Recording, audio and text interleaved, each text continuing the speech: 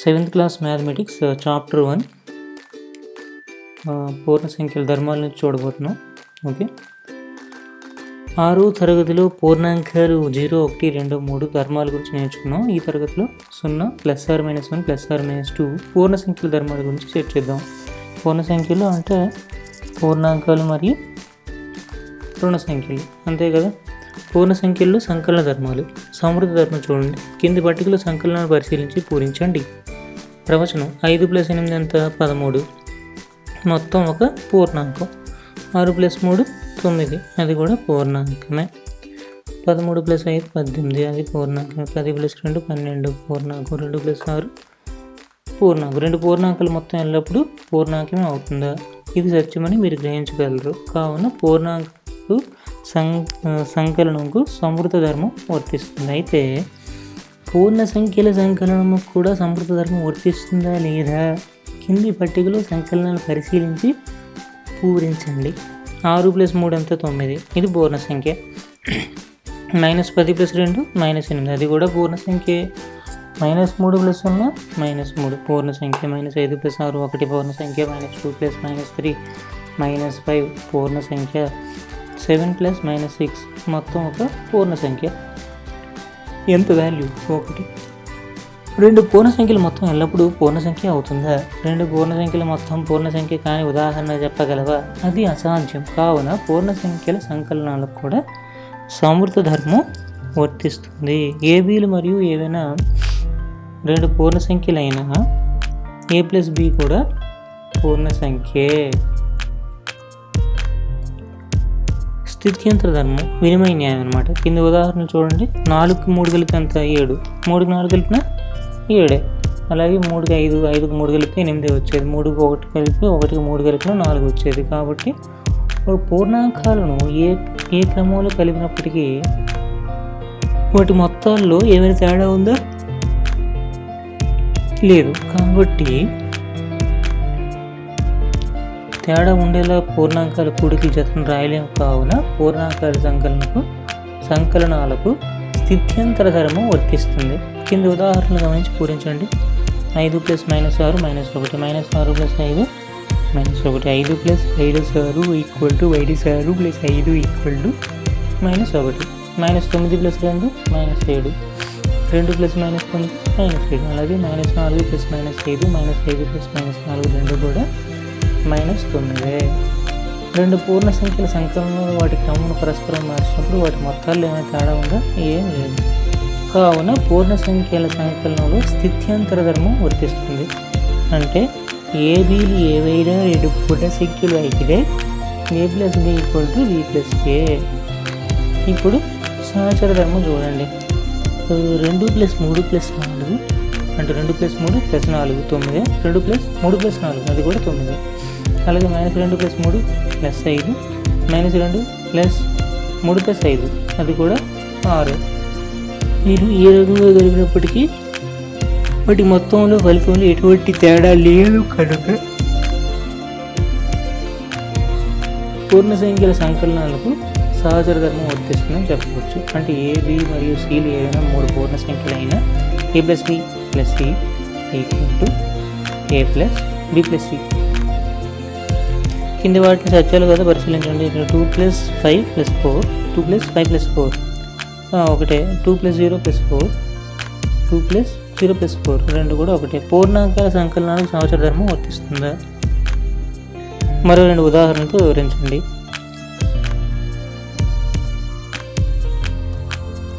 సంకలన తత్సమాంశం. కింది సంకలనాలు పరిశీలించండి. ఏదైనా సంఖ్యకి అంటే పూర్ణ సంఖ్యకి 0 కలిపి వచ్చే మొత్తం ఆ పూర్ణ సంఖ్య అవుతుంది. అంటే పూర్ణ సంఖ్య 0 గుడికి అదే పూర్ణ సంఖ్య వస్తుంది. కాబట్టి 0ను పూర్ణ సంఖ్యలకు సంకలన తత్సమాంశం యాడిటివ్ ఐడెంటిటీ అంటారు. ఏదైనా పూర్ణ సంఖ్య అయినా a + 0 = 0 + a = a. కింది గణనను చేయండి. పై ఉదాహరణ అనేది 12 పూర్ణాంకాలు 0 కూడండి. ఎన్ని పూర్ణాంకాలు కలిపినా అవి 0 సంకలన తత్సమాంశం అవుతుంది. పూర్ణాంకాలు కలిపినా కూడా సంకలన తత్సమాంశం అవుతుంది. సంకలన విలువ 3నకు ఏ పూర్ణ సంఖ్యని కూడగా ఫలితము సంకలన తత్సమాంశం 0 అవుతుంది చెప్పండి. 3కి -3 కలిపి 0 అవుతుంది. అలాగే 7కి -7 ఈ విధంగా అన్ని పూర్ణ సంఖ్యలకు ఇలాంటి జతలను ఏర్పరచగలమా? 5 జతల్లో ప్రతి సంఖ్యకు రెండవ సంఖ్యను విలోమ సంకలన విలోమం అంటారు. ఓకే, ఏ ఒక పూర్ణ సంఖ్య అయినా ఏ ప్లస్ మైనస్ ఏ ఈక్వల్ 0 అన్నట్లుగా మైనస్ ఏ అను పూర్ణ సంఖ్య ఉంటుంది. ఏ మరియు మైనస్ ఏలు ఒకదానికి ఒకటి సంఖ్యలను విలోమాలు. పూర్ణ సంఖ్యల్లో గుణకాల ధర్మాలు చూడండి. గుణకాల ధర్మాలు సమృద్ధ ధర్మం. కింది గుణకాలను పరిశీలించి పూరించండి. 9 × 8 ఎంత? 72 లబ్ధం ఒక పూర్ణ సంఖ్య. అలాగే 10 × 0 0, -15 × 2 -30. అంటే రెండు పూర్ణ సంఖ్యల లబ్ధం కూడా ఒక పూర్ణ సంఖ్య అవుతుందని రుజువు చేయగలమా? చేయగలం. కావున పూర్ణ సంఖ్యల్లో గుణకారాలకు సమృద్ధ ధర్మం వర్తిస్తుంది. ఏ బీలు మరి ఏవైనా రెండు పూర్ణ సంఖ్యలైనా ఏ ఇంటూ బి కూడా పూర్ణ సంఖ్యయే. అలాగే ప్రయత్నించి చూడండి. అదేవిధంగా ఏమైనా పూర్ణాంకాలను గుణించవచ్చు లబ్ధం ఎల్లప్పుడూ పూర్ణాంకమే.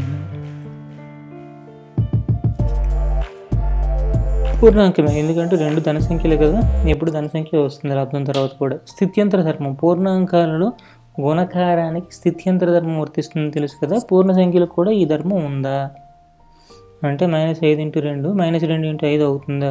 అవుతుంది కదా. సో ఏబీలు రెండు పూర్ణ సంఖ్యలు అయితే A into B equal to B into A. సహచర ధర్మం. 2 -3 -4 గుణకారాలు అంటే 2 × -3 ఒకసారి -4 అలా కాకుండా 2 × -3 × -4 ఎలా చేసినప్పటికీ ఫలితం సమానమే. కావున ఏబీసీలు ఏమైనా మూడు పూర్ణ సంఖ్యలైనా A into B into C equal to A into B into C. ఇవి చేసి కరెక్ట్గా అవుతుందో లేదో చూసుకోండి. పూర్ణాంకాల్లో గుణకారానికి సహచర ధర్మం వర్తిస్తుందా? పూర్ణాంకాల్లో పూర్ణ సంఖ్యలలో మనకు తెలుసు కదా, పూర్ణాంకాలు కూడా వర్తిస్తుంది. మీరు ఉదాహరణలతో సరిచూడండి అంతే. విభాగ న్యాయం.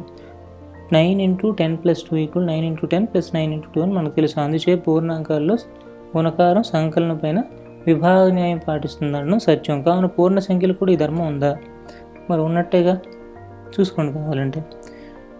సో ఏబి మరియు సిలు ఏవైనా మూడు పూర్ణ సంఖ్యలైనా A into B + C equal to A into B plus A into C. గుణకార తత్సమాంసం. దీన్ని ఏమంటాం? విభాగ న్యాయం అంటాం. గుణకార తత్సమాంసం అంటే ఒకటితో మీరు పూర్ణ సంఖ్యలను గుణించారనుకోండి, అదే పూర్ణ సంఖ్య వస్తుంది కాబట్టి ఒకటిని పూర్ణ సంఖ్యలకి గుణకార తత్సమాంసం అంటాం. ఓకే, అంటే ఏ ఒక పూర్ణ సంఖ్య అయితే ఏ ఇంటూ 1 = 1 × ఏ = ఏ.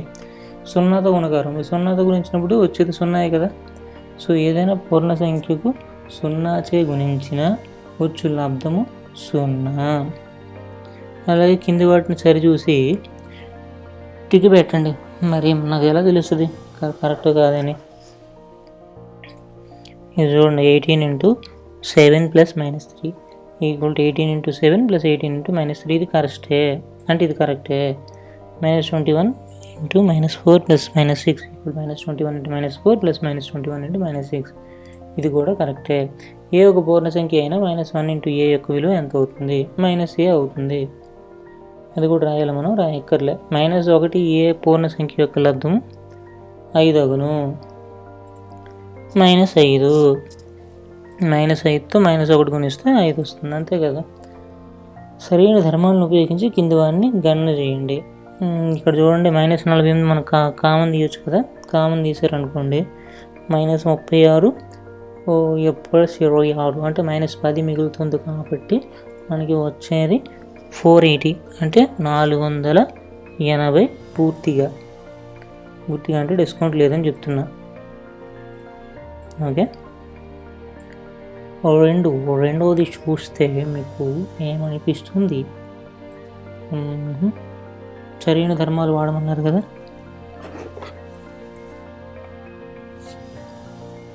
ముందు 8 × 125 చేయండి. 800 425 = 100 కదా. సో 200. ఇది 800 అయింది. 25 4 = 100. ఓకే,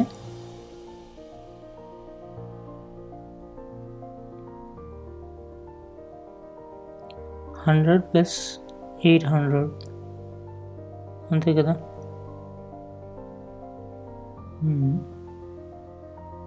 100 + 25 × 8 చేశారనుకుంటుంది 800. ఇది 200, 800 plus 200, 1000. So 53 into 1000, 53000. Okay, negative sign ఉంది కాబట్టి నెగిటివ్ సైన్. అలా అనమాట. అర్థమైందా పిల్లలు? అలాగే 15 into -25 into -4 into -10, ఈ రెండింటిని మొదటి గుణించేద్దాం. 100 వస్తుంది కదా, తర్వాత 15,000 అంతే కదా. ఎంత సైన్ ఏంటి? 3 మైనస్ సైన్, 3 నెగిటివ్స్ ఉన్నాయి కాబట్టి మైనస్ సైన్ వచ్చింది. దీన్ని -41 into 100 plus 2 అని రాయాలి. మా తీతో తిప్పారు. ఏమని తిప్పారు? -41 into 100 plus 2. ఏంటది? 2. ఓకే, రాస్తే ఇప్పుడు మనకి సులువు అవుతుంది అన్నమాట. -41 0 0 -82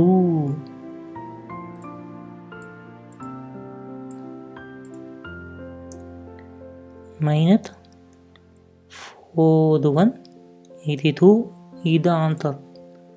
ఏంటది? లాంతరా ఎక్కించొద్దు. ఇంత మంచి టెక్నిక్ చెప్పాను కదా. ఆన్సర్ జవాబు తెలుగులో. ఓకే, ఇలా చేయాలంట. చూడండి మరి.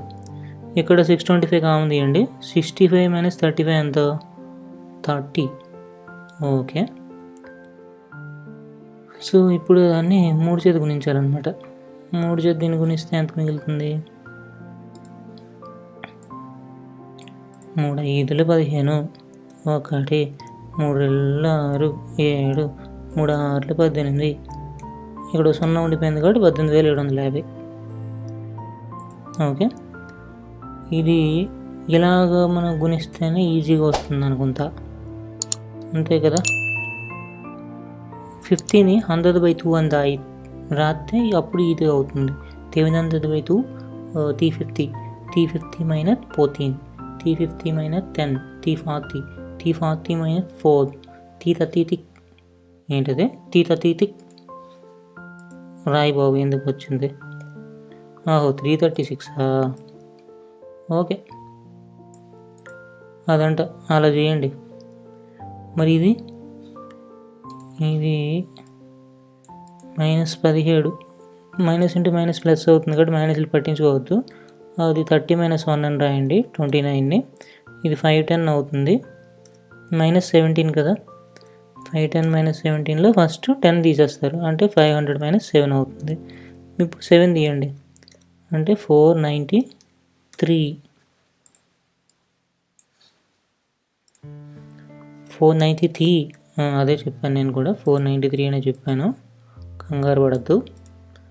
ఓకే, ఇది గుణించండి. 57 కలపండి. ఏముంది? 57 కామన్ తీసేయండి. 19 + 1 ఎంత? 20. 57 2s ఎంత? 57 2s 2 7 14, 1 2 5 10, 11. 0 ఉండిపోయింది కాబట్టి పెట్టేయండి చివరిలో. 1140. అది ఆన్సర్ దీనికి. పూడ సంఖ్యలలో వ్యవకలన ధర్మాలంట. 1.2.3. ఇంకెంత ఉంది?